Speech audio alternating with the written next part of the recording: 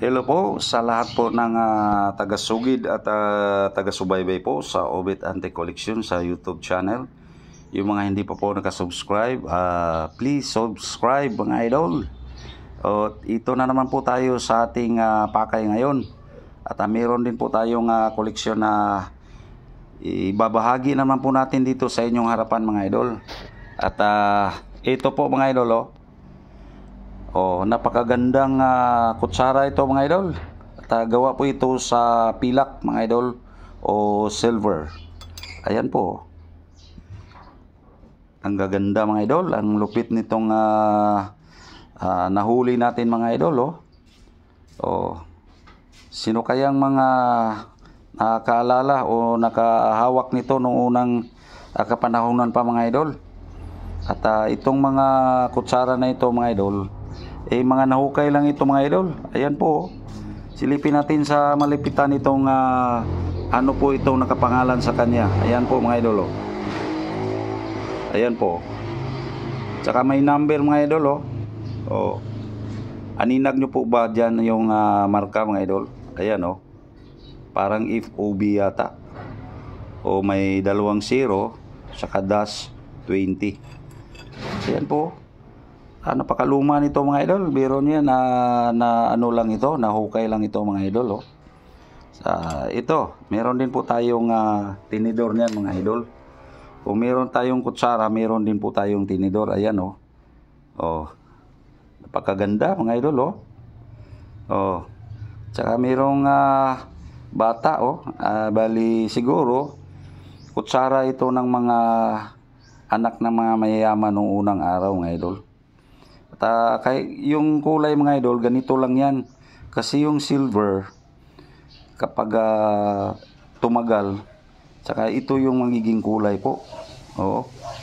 Pero kapag nalinis ito mga idol, bumabalik ito sa dating tingkad na kulay niya po. Ayan po, sa pagiging silver niya.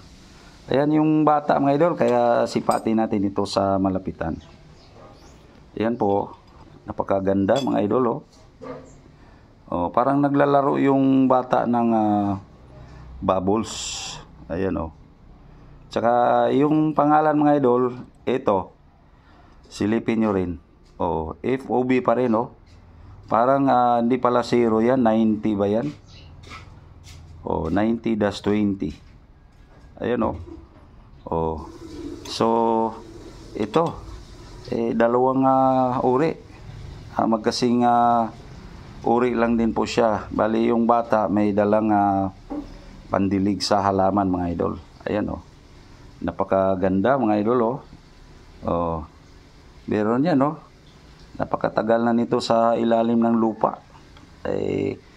Ganito na po yung ano niya, nagiging kulay ng pilak mga idol na kutsara tsaka tinidor. Tsaka meron din po tayong isabay dito mga idol na maliit din. Mas maliit pa niyan. Kung tawagin ito ay kutsarita. Ayan po. Babae naman po siya. Ayan po. Kaya silipin natin sa malapitan mga idol. Ayan po siya. Wow. Napakaganda mga idol. Hindi nga natin itong gawang linisin mga idol. Sabi kasi ng mga ibang kolektor mga idol, bawal din ito lilinisin. Mas maigi yung hindi nga raw natin ito lilinisin. So, part sa ano na rin po natin ito, sa nadagdag na naman po ito sa panibagong koleksyon po natin.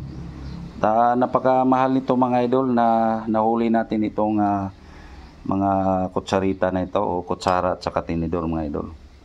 So sana din lahat ng mga viewers, followers natin at nasiyahan din po kayo nitong ating binabahagi rito sa inyong harapan. Baka ngayon lang din po kayo nakakita ng mga ganitong uri na